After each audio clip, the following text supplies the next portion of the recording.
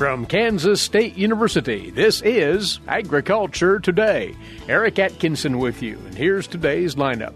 On the grain markets, K-State's Dan O'Brien. He will recap the grain export situation out of Ukraine, as was discussed at a special K-State webinar yesterday.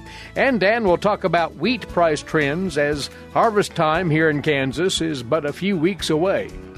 Also today, K-State's Gregg Ibendahl will break down the economic forces that have caused diesel prices to surge dramatically and why there's such a price disparity between diesel and gasoline, as well as when that gap might narrow.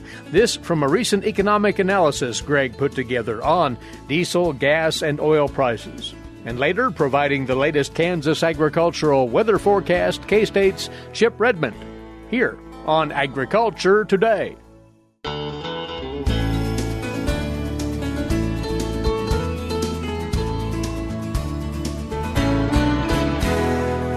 Good to have you aboard again for this Agriculture Today. What's happening on the grain markets? Our first matter of interest today. Dan O'Brien with us once more, grain market economist, K-State Research and Extension, along with us from his office in Colby, Northwest Kansas.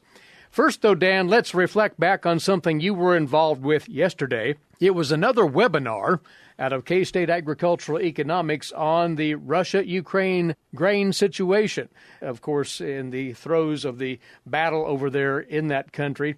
And you were joined by Antonina Boryaka once more to talk about what's going on there. What were some of the high points of that discussion, and what clarity do we have now on the grain export circumstances in Ukraine or coming out of Ukraine? Well, Antonina has such good information in country on what areas are affected by the hostilities over there and what areas are not, and how that coordinates with areas of production, the ability to ship grain, access to the ports, and all of that. And also, she's discussed the availability of fuel, which is surprisingly high. They talked about like 80% of the farmers had access to fuel, but it cost $10 a gallon. And then they had long lines trying to get to it. So that's the downside of it. We discussed issues of grain storage. I think, Eric, that's probably, in my thinking, the reason as to why we're having so much discussion internationally about setting up grain shipment corridors and figuring out. Now, Turkey's trying to broker a deal to be able to move grain out and going through neighboring countries as opposed to going through the Black Sea, which is blocked up on a military basis. So they built up stocks over there from grain that they haven't been able to move from the last harvest. And now it's not too many months, especially for wheat.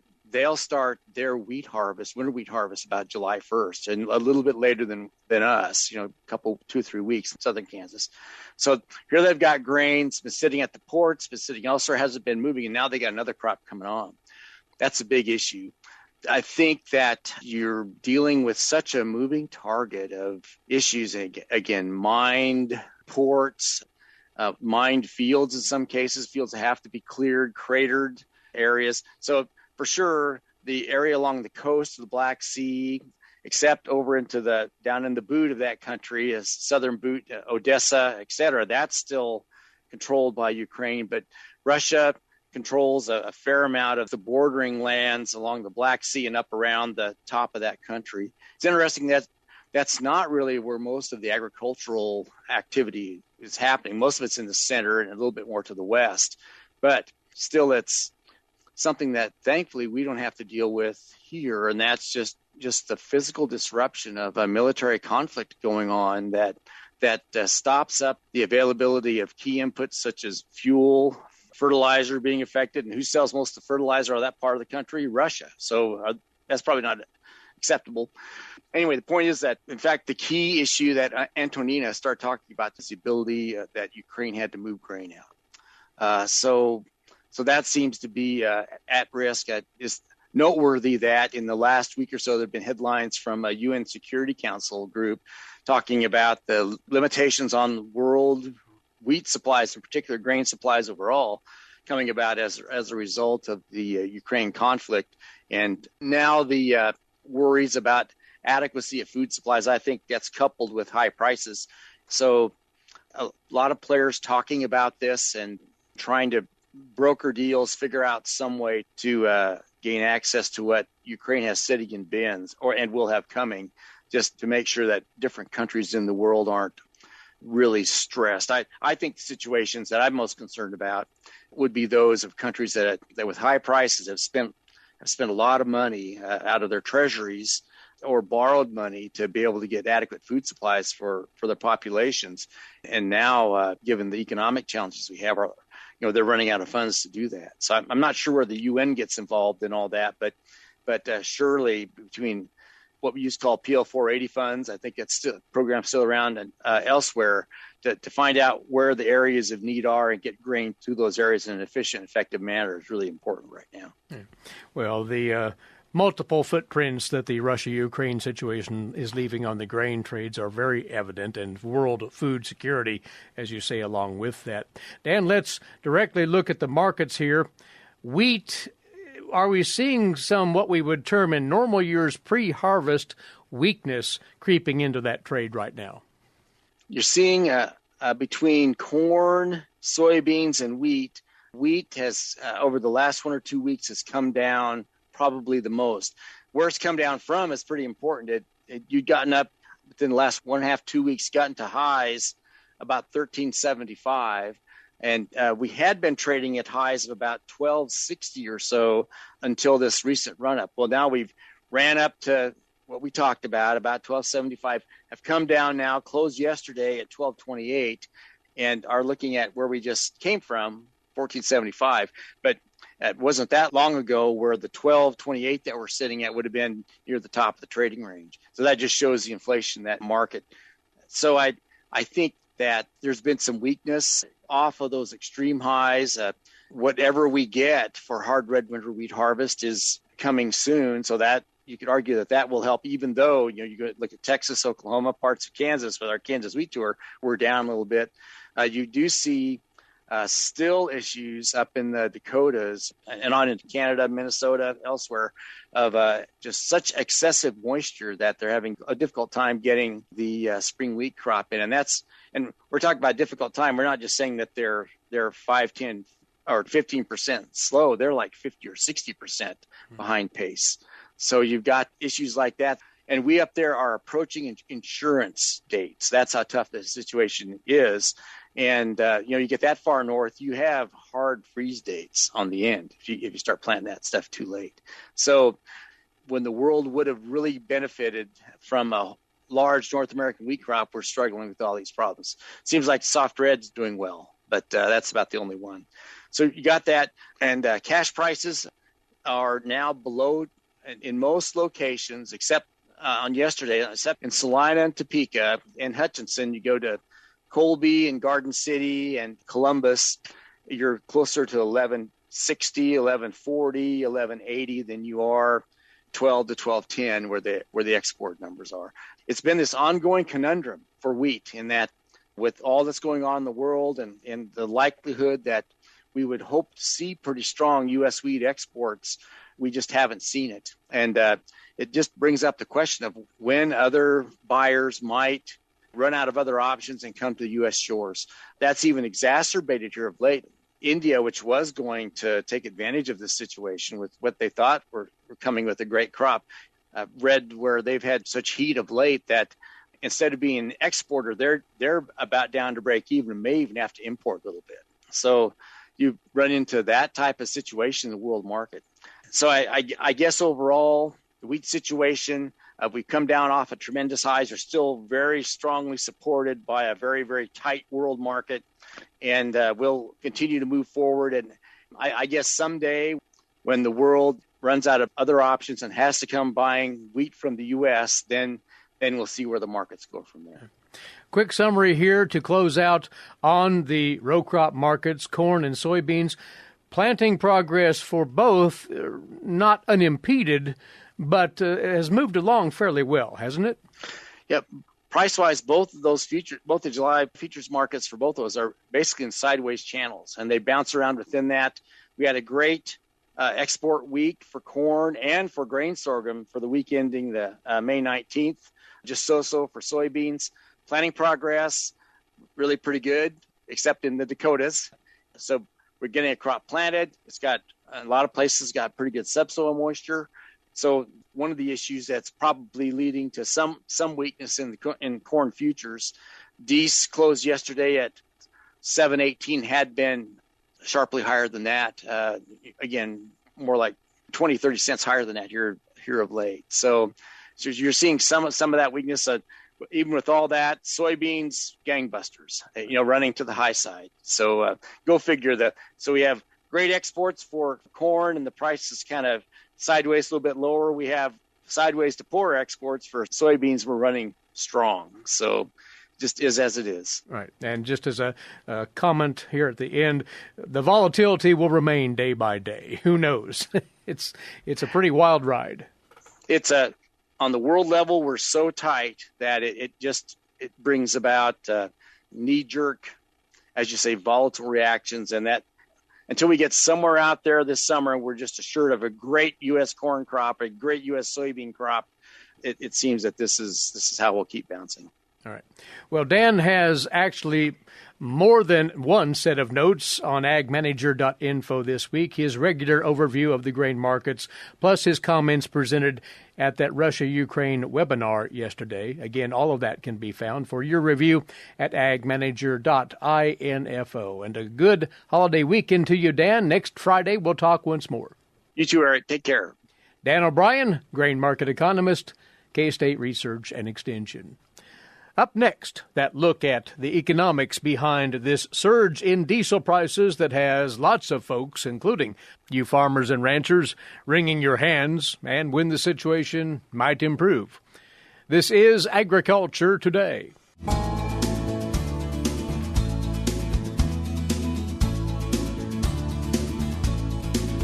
You're listening to the K-State Radio Network and Agriculture Today. Well, you farmers and ranchers likely have been enduring the economic pain associated with these astronomical fuel prices, particularly with regard to diesel costs of late. Our guest has put together now an analysis of what's been going on there and has run the numbers within that analysis to give us a notion of why these prices have risen so far and why there's such a disparity between diesel and gasoline. Gregg Ibendahl, farm management economist, K-State Research and Extension, is the one who's been toiling away at the numbers here, and he's with us today. Well, Gregg, we've had high fuel prices before, and you point that out in your write-up on this, but this seems to be unprecedented. Yeah, I think this is the first time ever we've had gas over $4 a gallon in every single state in the country. It's never happened before. Now, if you go back and readjust the numbers and put them in real dollar terms, and there have been some periods of pretty high gas prices, but I think what has caught people a lot by surprise is how quickly fuel prices have actually increased. So if you go back to January 1st of 2021, over the past 18 months or so, really gasoline prices have doubled and diesel prices have way more than doubled here. And what has really, I think, got producers concerned is when you look at the relationship, not only is gas over $4 a gallon, but now we're looking at diesel prices over $1 a gallon when we look at highway price over what the gas price is, and that gap has really never existed before. And we want to talk about that diesel to gasoline spread, why it's been occurring. Before we do, though, there seems to be this recurring theme that's trotted out that this is all stemming from the Russia-Ukraine conflict. But you say not necessarily so. Yeah, I think we certainly blame some of it on the Russian-Ukraine conflict because oil was probably like $90 a barrel before that happened, but then it's it's in the 110 to 120 range now. But again, a big chunk of that actually occurred during 2021. So I think in 21, looking at the oil price back then, it was in the upper 40s, and then that pretty much doubled over the course before the Russian-Ukraine conflict even started. I think what we had a situation coming out of the COVID where there was pretty strong demand. The economy was improving pretty quickly, and we had a strong demand for fuel. So fuel prices just took off in 2021, and again, they had more than doubled. But then when the Ukraine conflict happened, we saw a big increase in fuel prices again. So you can blame the Russian-Ukraine for a chunk of it, but again, probably more than half of it occurred really before that. Well, then we have this difference between diesel and gas prices. Of course, Agricultural producers heavily reliant on diesel for tractors, combines, other equipment, need that fuel for powering all sorts of activities here. But there's this disparity, there's this gap. Why is it so wide between diesel and gas? Well, I think there's several things going on there. So when the economy started picking up, you look at the inventories of gasoline and diesel prices over the last year and a half, they have gone way down. Gas has gone down to some degree, although they've kept up the gas supply kind of to what it historically has been, although it's still below average to some degree. But diesel fuel has really been drawn down. We're looking at diesel inventories right now that are at least a third below over what they historically have been, and that really has caused a big discrepancy we're seeing in prices. There's such a demand for diesel. There's such low inventory supplies that it has really pushed the price of diesel up. So really refiners right now have every incentive they can to make as much diesel as they can. Remember, you can only make so much diesel from a barrel of oil, so the refiners have some ability to adjust that mixture of gas and diesel. And in fact, if you look at what the Energy Information Association says, they don't really know exactly how much refiners can adjust that mix, but they can adjust it some. And based on what the price difference is right now, I think you are going to see refiners kind of making more of a push to make more diesel as much as they can. But this has been a capacity issue more than anything else, you say? Well, it's really capacity and utilization. So what was really compounding things this spring was refineries do a lot of their maintenance in the period from February through April.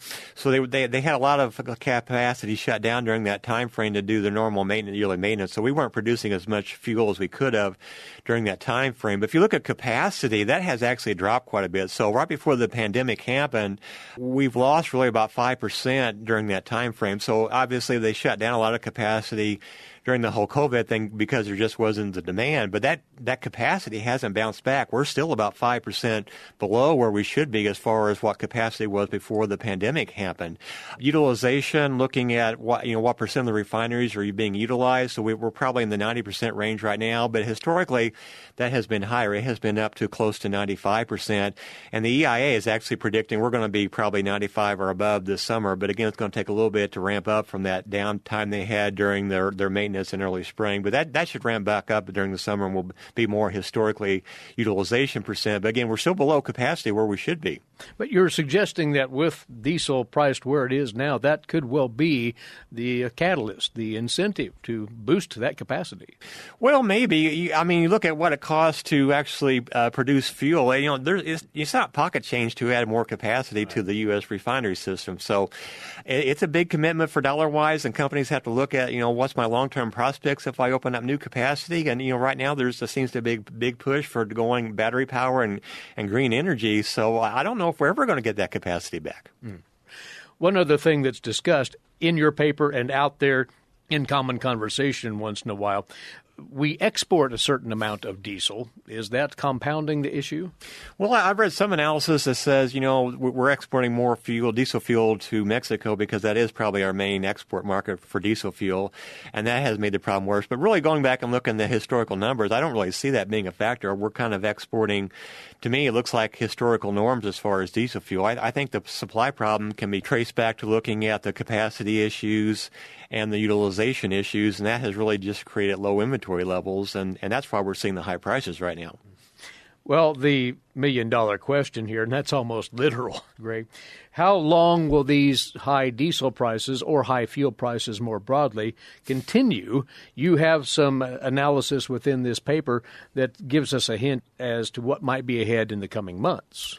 Well, unfortunately, I think we're going to have high prices, probably, gas probably in the upper $3 to $4 range for quite a while because, both gasoline and diesel fuel are tied back to the price of oil, and oil prices right now, they're like in the 110 to 120 range. They've been ever since the Russian-Ukraine thing kind of started. So, depending on what happens there, I don't really see the oil price necessarily going down. I guess you could always have a big recession that would cause things to go down. And again, one of the economists saying is, the cure for $4 gas is $4 gas. That could put us back into recessions. But barring that, I think you're going to be looking at, and the economy, assuming it stays like what it is, we're probably going to look at, oil prices where they are. And again, that's going to translate to probably, again, $4 gas and the appropriate levels of diesel fuel. But, since we are quite a bit above what the predicted price should be based on the price of oil, I think as refineries amp up their utilization percentages and start to make a little more diesel fuel, you are going to see that margin between gas and diesel come down more closer to historical norms. Now, the EIA is saying that's going to take probably through fall before that even starts to occur. And even when that does happen, it's still going to be probably just a little bit higher than where it should be. So I really expect diesel to kind of come down over the summer, maybe into fall to some degree, and that price differential will go away. But again, we're probably still looking at $4 gas, probably at least through the end of the year, at least, depending, again, if a recession happens or not. But we're going to see a little bit of improvement in diesel, but it's still going to be high. That considered then from the cost management vantage point, is there anything that producers can do to ease that economic stress of fuel prices? Well, again, with diesel prices probably coming down, again, I don't want to lock myself into saying that. I would not buy it. I would only buy fuel on an as-needed basis at this point, and then when you get closer to fall, maybe look at that point at some points you maybe could buy diesel fuel for fall harvest and wheat planting. But certainly, I wouldn't buy any extra diesel fuel than you need right now. And there is something else to consider. It's a spillover impact, and that is fertilizer prices are very closely tied to energy prices and oil prices in particular here. So that is likely to be influenced as well for some time.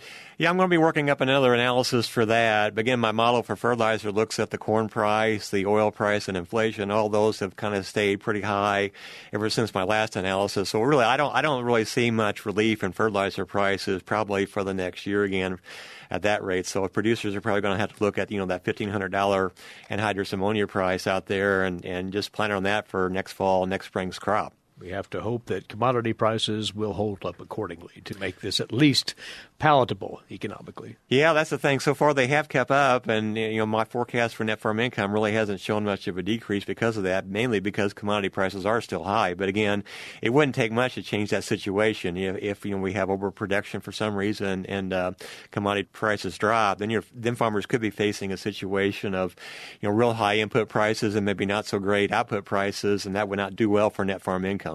Well, once again, it's something that's high on the minds of producers as they do field work, as they haul livestock, anybody that uses diesel in specific, the high price of that fuel right now. This is a good read that you want to take a look at the agmanager.info website. It's Gregg's article on diesel, gasoline, and oil prices, an update as of May 2022, covering what we've discussed today in much more detail. agmanager.info for that. Gregg, thank you for sharing your thoughts right here.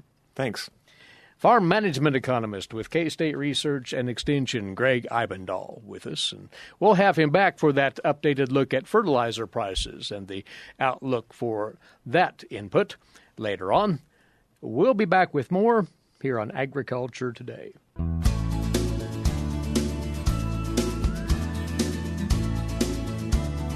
Capping off this Agriculture Today, Chip Redmond, meteorologist with K-State Research and Extension. Well, Chip, the past couple of days in Kansas, generous to, in some locations, excessive rainfall in the state. It came slow and rather persistently. Yeah, really, a really much-needed rain event. Everyone in the state got in it at some point. Unfortunately, for some locations, it was just about average, even below average, especially areas like the Northwest and Southwest. But, man, the central and eastern part of the state got a lot of moisture, especially that US 81 corridor where they've got in areas 5 to 6 inches of rain in just a couple of days. And that was right on the gradient of the drought monitor, and where the drought persisted to the west with abnormally dry or worse conditions to exceptional drought. And then from that US 81 corridor roughly to the east, didn't have much drought. And so it hit that just kind of were right where they needed it. And the pace of the rainfall, as you say, was steady, and that does help soak up the soil profile. A little runoff is helpful for our creeks and ponds, but that helped to restore what had been pretty parched subsoil conditions in some locations. Yeah, a lot of the streams were starting to approach the mineral desirable stream flow, and that really helped increase runoff. We unfortunately did lead to some flash flood warnings. That moisture was able to get into that ground and definitely infiltrate. We saw soil moisture increases as deep as 50 centimeters in almost all the central Kansas stations on the mesonet. That means that profile is fully saturated, and that's part of the reason we started seeing runoff is that it just got fully saturated over a couple of days. But that's good because there'll be some long-term benefits there where the surface growth will have access to that moisture now for a week to 2 weeks. And so we've really probably mitigated some of the drought concern as well as hopefully put some money in the bank for the future. You bet. Now, crops already in the ground, these conditions were welcome, didn't really help them push along very much. It put them in a holding pattern, basically. The growing degree days don't typically accumulate very fast under these conditions, do they? No, unfortunately, the cooler temperatures and cloud cover as well have limited the amount of growing degree days we accumulate, especially compared to normal for the last couple of days. And we combine that with maybe too much moisture. There might even be some water stress developing in some of those fields that aren't well drained just because there could be standing water combined with the lack of GDD. But we were already above normal for the most part with the heat that we had 2 weeks ago. We'll see if we can get the right combination to equal out with warmer temperatures, hopefully, in the coming days. Well, talk about that outlook, if you would. It is going to, in fact, warm up, they're saying. And then midweek or so next week, yet another potential rain event. Yeah, we keep a really active pattern. We have not cut off our southerly Gulf moisture flow. And so if we keep those southerly winds, we are able to warm up. And we're able to warm up pretty quickly. We'll see 100-degree plus in western Kansas, as well as easily the 90s, if not the mid-90s, in eastern Kansas. And so combine that with the moisture that we've had recently and the lingering humidity, we're going to likely see pretty high heat indices across most of Kansas this weekend. And then, yes, we still have that moisture in place so that when that next storm system comes across midweek next week, it looks like a good half to potentially up an inch of moisture for central Kansas and portions of eastern Kansas. Really still need some moisture out west. And right now, we're just not seeing any big signs for a big moisture event for the west. Chip, thank you. Enjoy your weekend. We appreciate your time as always. Yep, thanks for having me. Chip Redmond, along with us each Friday to talk Kansas agricultural weather, meteorologist with K-State Research and Extension. That's our time for today. Just to remind, we'll be away on Monday for the Memorial Day holiday, so please rejoin us right here on Tuesday, won't you? Until then, Eric Atkinson here, bidding you a good Memorial Day weekend for Agriculture Today. This is the K-State Radio Network.